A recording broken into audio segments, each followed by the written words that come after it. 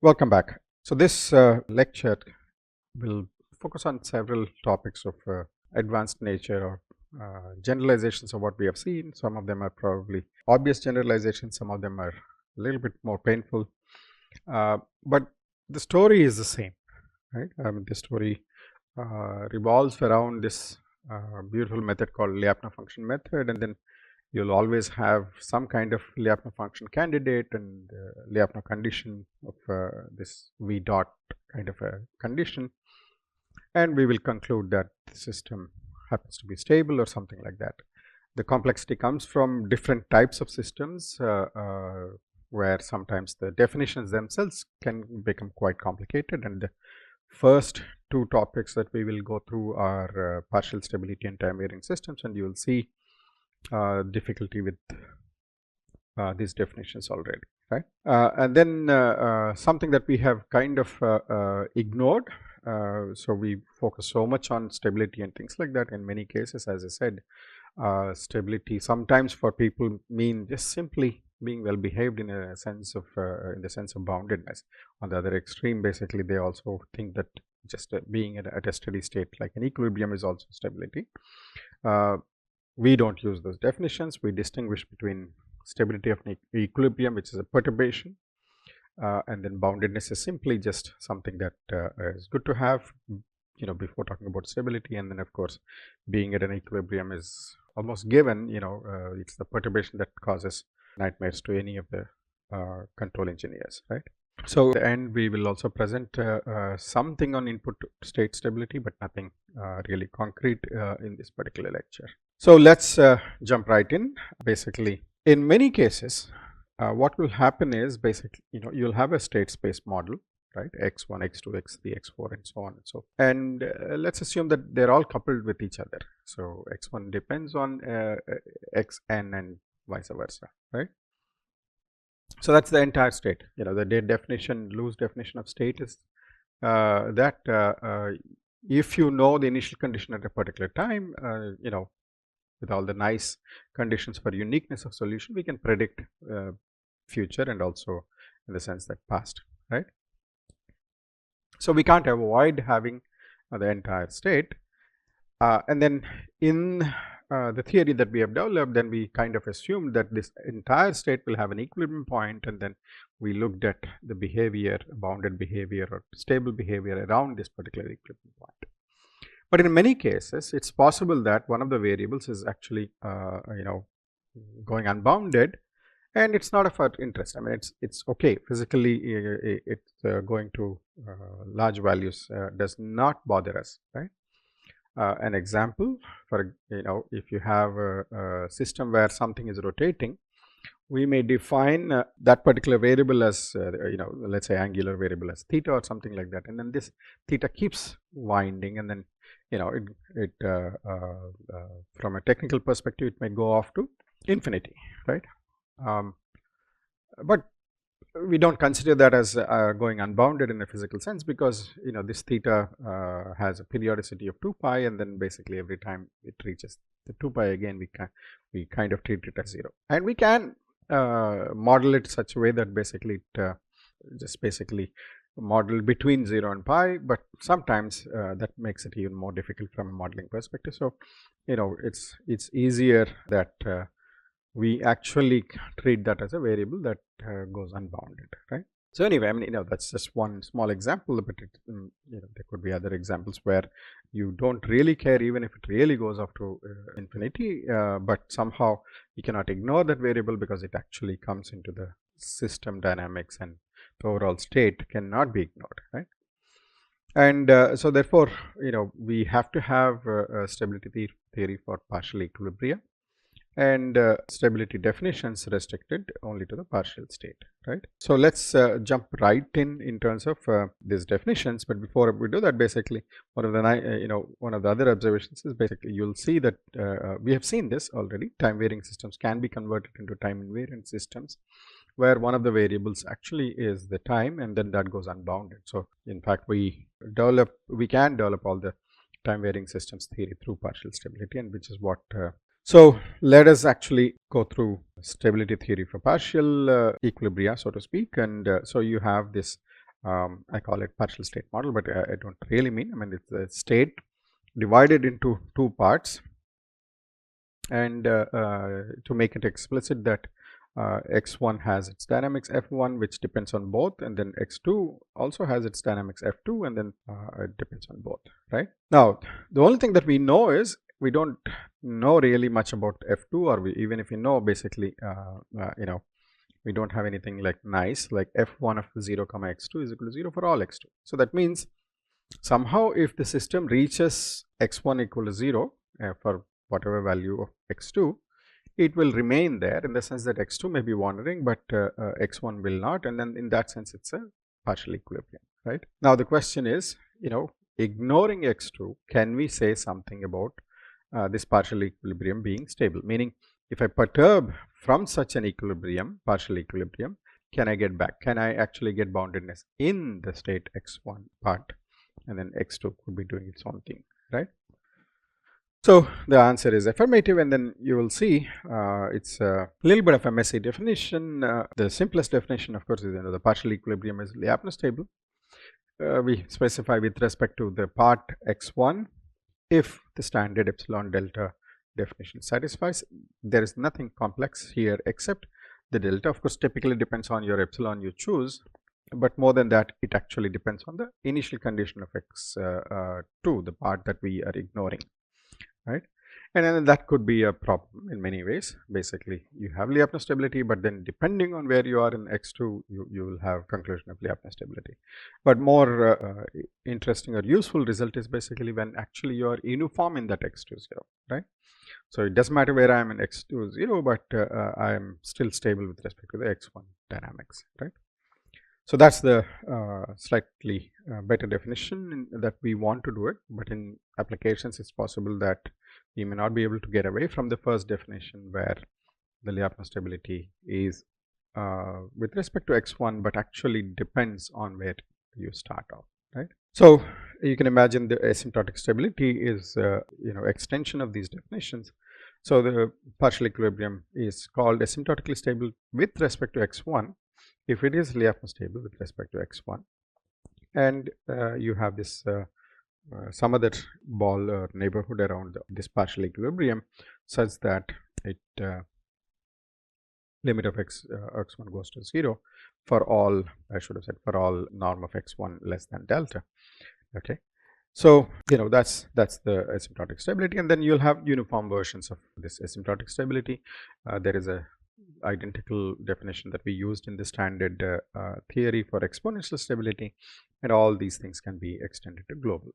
Even exponential, you'll have two versions, right? So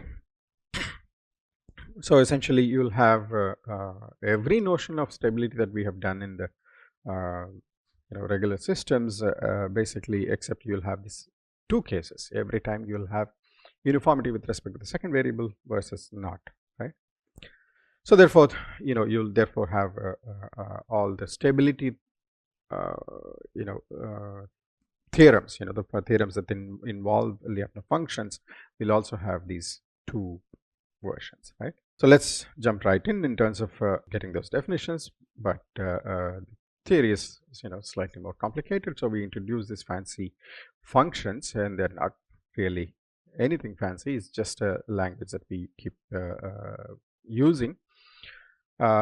So you know, a function is of class k if it is simply gamma of 0 is 0, with the function gamma being the class k I'm defining, and it is increasing. It keeps on strictly increasing, right? Whenever you use the word increasing, simply means it's strictly increasing. If non-decreasing, simply means it can go up or, you know, remain the same. Now the class k infinity is basically, it's not only just increasing, but it is actually going off to infinity, right? And class L is opposite of class k, which basically decreasing, and it as s goes to infinity, gamma goes to 0. And finally, there's a type of that class KL. If you have a function gamma of two variables, we call it KL. because if it is class k with respect to the first variable and class L with respect to the second variable, whenever we keep the one of them constant and analyze the other, right? So I mean, these definitions are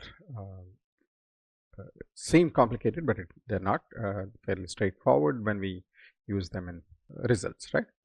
So what is the Lyapunov function method for partial stability? Well, I mean, it won't be a surprise. Basically, we will assume there exists a v such that v of 0 comma x2 is equal to 0, and v is lower bounded by this alpha, which is a class k function of the norm of x1, okay, and v dot is less than or equal to 0. Now let's pay attention a little bit. So typically what we have is v of 0 is 0, but here we are assuming v of 0 comma x2 is 0. So that means we want to ignore the x2 part completely in the sense of developing this Lyapunov function. The next thing is, typically we would have assumed v of x1 comma x2 is positive for non-zero x1, for example, in this particular case. No, but unfortunately, because of the complexity involved in the way these things are set up, and when you start proving things, that's not sufficient. We have to assume explicitly something more. So that's why we need like v greater than or equal to 0, greater than or equal to some, let's say in the simplest case, alpha some scalar times norm of x, or norm of x squared, norm of x cube, and so on and so forth. All such functions are kind of increasing, strictly increasing, and then they go up to infinity anyway. That going up to infinity is not the issue here, but certainly they are strictly increasing, right? So any such functions want to have as a lower bound for v, right? The second part, v dot is less than or equal to 0, is standard. And then anyway, so if we have these conditions slightly more restrictive than the standard Lyapunov theory, then we can conclude equilibrium, partial equilibrium is Lyapunov stable, right? So in that sense, something gives. Basically, we need to have this additional condition checked, but beyond that, it's the same thing. But if we want uniformity, then we also need v of x1 comma x2 to be bounded by a class k function on the top, right? So somehow we are kind of nullifying the effect of x2 through these lower and upper bounds, right? So what about asymptotic stability? Well, asymptotic stability, the standard condition is v dot is strictly less than 0 for non-zero x1 in this particular case, but instead we actually need this more restrictive condition, v dot is less than or equal to minus gamma of x1, right? Then the partial equilibrium is asymptotically stable with respect to x1 uniformly in x2, right? I mean, you have a theorem that's slightly less, not uniformly, but also without the uniformity, and then all the other versions are also there for exponential and things like that, global. Okay, so I mean, that's, if you observe, basically there's nothing really tremendously different from the standard Lyapunov functions, except for the observation that basically we can develop this theory where one of the variables is not interesting, or part of the variables is not interesting, and you rearrange the system in such a way that the first part is what is interesting, and you hopefully have a partial equilibrium on that first part, and then the second part is something that we have to live with, right? And in many practical applications, people have done it by assuming this x2 as an external noise kind of a thing, or some even though you may have complete idea in terms of what that might be, they would treat it as some kind of uncertain noise that is coming into picture, and then that's how they deal with it. But instead, if we treat it as part of the state, that has its own advantages. So this is one of those theories that is not extremely popular, but it has its own merit, and that's why I present these two slides, right? So so if we understand this particular theory, then actually the next step is basically understanding how time varying systems behave, right? As I indicated earlier, very early on in the lectures, basically even if you have a linear time varying system, it is in essence nonlinear system, because that time varying nature of the, let's say, x dot equals a of t times x of t, that it's clearly linear system. But the A of t, the way A depends on time, really matters. Actually, that is in a way non-linear, right? So even the simplest of the linear time varying systems is a non-linear system in disguise, and then basically the time varying theory therefore is quite painful even in the linear systems, and then here we actually provide the non-linear version, right? So the definition is something like this. The presentation is simpler than the partial stability, because here we are treating the entire state. Only thing extra we have is this time, which is in some sense an extra state that has very simple dynamics. T dot equals 1. The time keeps on increasing, marching in uniformly into infinity, right? So you can think of that as an additional state in the way we thought about partial equilibria and things like that. So x dot equals f of t comma x of t, and then we assume that f of t comma 0 is 0, so that the 0 is a solution or in equilibrium, and we call this 0 solution as Lyapunov stable if the standard epsilon delta definition applies, except this delta could depend on where you started this entire process of dynamics, right? So T0 becomes your important point. In some cases basically it's possible that it really depends on where you started. That T0 at certain point it might lead to instability, and at some other point it may not, right? But of course a better way of hoping that this system behaves is actually the stability, the Lyapunov stability of that particular equilibrium point is independent of the initial time, right? So that's the concept of uniform Lyapunov stability.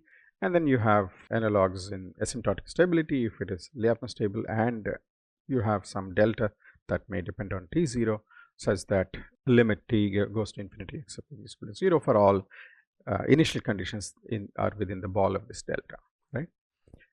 And again, as always, basically you have this corresponding definitions for exponential stability, global asymptotic stability, global exponential stability, and you have these both versions, uniform versions and then non-uniform versions, right? Ideally speaking, we would love to have stability in a uniform sense and perhaps global sense, but most of the time we may end up with non-uniform versions. That's the only thing that we can prove, right? So therefore, it's important to have Lyapunov function theorems for each of these cases, and then I'm not presenting all those cases. I'll present a few cases how it looks, and then you'll not be surprised that basically the versions that we present are very similar to the partial stability, and then also has very close shape and form and shape with respect to the original standard ODE theory, right? But the key differences will be there, and those differences will be pointed out, right? So we have this ODE with an equilibrium point at 0, and then we will start talking about the Lyapunov function candidate, right? Unlike the standard theory, basically v of t comma 0 is what we assume instead of v of 0 0. So that slight extension, and v of x positive definite is what we wanted, that is positive for all non-zero x. Here instead we will actually say that v is lower bounded by this class k function on the norm of x. So that's the Lyapunov function candidate in the time varying systems. But if you further have this v dot less than equal to 0, that becomes the Lyapunov function, and we can conclude the zero solution is Lyapunov stable. And then this is not uniform, right? Because we are not imposing anything in that perspective, right? So anyway, I mean, some of the things that I have said often is basically a lot of these conditions are sufficient but not necessary. So it's possible that even though these conditions are satisfied, the zero solution could still be uniformly Lyapunov stable. But if we want to guarantee uniformity, then we need this additional upper bound in the v, okay, less than or equal to beta of norm of x, and if we wanted asymptotic stability in addition, uniform asymptotic stability, then v dot should be less than or equal to this minus class k function, okay. So it goes parallel to partial stability. In fact, in our work, the way we present time varying systems as a special case of partial stability, but time varying system theory was developed independently, completely independently of partial stability. So you see the similarities. It's not a surprise that they are identical to one another in form, except basically the realization that T is one of the states in the partial stability theory, right? So anyway, although the other versions of stability also are there, right? Each and every version, Lyapunov stability, uniform Lyapunov stability, asymptotic, uniform asymptotic, global asymptotic, globally uniform asymptotic, global exponential stability, and globally this thing. The difference between sometimes exponential and global exponential is just a matter of basically where these conditions are satisfied. The conditions are identical, it's just that whether the conditions are satisfied locally around the equilibrium, or can we actually check for every point on the real space and things like that, right? Beyond that, they typically tend to be very similar. So let's go through a couple of examples, and these are demonstrative examples, and therefore tend to be simplistic, but the usual disclaimer is there that basically finding Lyapunov functions is still an art in many ways, except the sum of squares method. I said it's computational. Beyond that, either you depend on the linearization, which again can be computational through these linear matrix inequalities, or semi-dynamic, semi-definite programming in the case of sum of squares approach, right? But in all other cases, we hope that the system has some pattern that we observe and then get your Lyapunov function. So we will somehow magically pull this Lyapunov function candidate v of t comma x is equal to x1 square plus this 1 plus e minus t x2 square, right? First observe that this is a linear time varying ODE. So one of the things that we can actually perhaps do is linearize it around 0 and the initial condition 0, and we will actually observe that this particular system is what you call marginally stable, Lyapunov stable, and therefore we cannot say anything about, even in the time invariant theory, we cannot really say anything about it, and so in that sense it's helpless. We are helpless in terms of concluding anything in terms of the time varying nature, whether this is stable and things like that.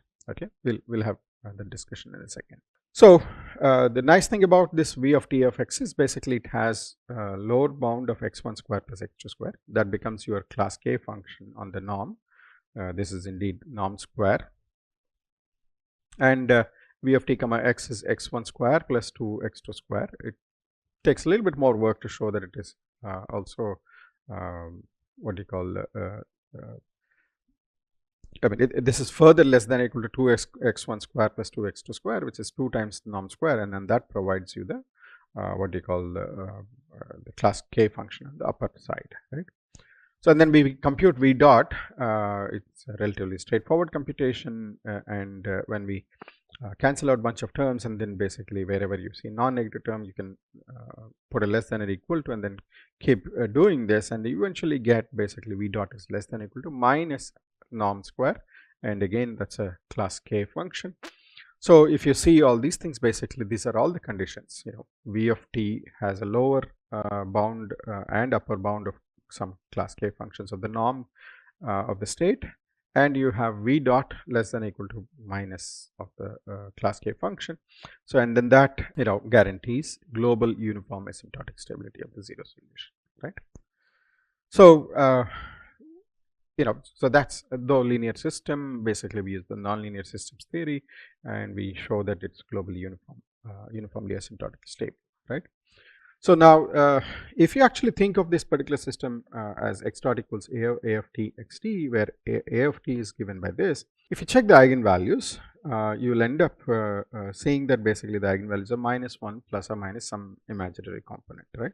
That imaginary component is actually time varying component. Now the question is, if I can show any linear time varying system where a of t is there and it has these kinds of eigenvalues, and if the real parts of eigenvalues negative, then is that sufficient to show that this time varying system is indeed asymptotic stable, or globally asymptotically stable, or uniform stable, or any of those notions, and perhaps even exponential stability, right? Yes, I meant to actually conclude exponential stability, but here I only stated asymptotic stability, but there's nothing contradictory. We can actually say something stronger through Lyapunov function theory. But anyway, going back to the linear example, is it not sufficient just to look at eigenvalues and perhaps conclude asymptotic stability or exponential stability, right? One of the observations that I want to immediately make is basically, unlike time invariant systems, the solution of this particular x dot of t equals a of t x t is not matrix exponential. It's not going to be e raised to a t a of t times t, and therefore we cannot simply use Jordan decomposition or anything directly to connect to your eigenvalues. So you'll have some additional conditions, and then you eventually, there is a nice theory of time varying systems where we can guarantee solution like a matrix exponential. There'll be again some matrix like e power at, typically some matrix that satisfies another differential equation, and that's it. I mean, we can't do much more than that. So there are examples where even though eigenvalues may satisfy this property, and then basically the system may not be actually stable in the definition we give. So it's you have to be careful, and therefore the best thing to do even for linear time varying systems is actually use the Lyapunov function theory. Okay.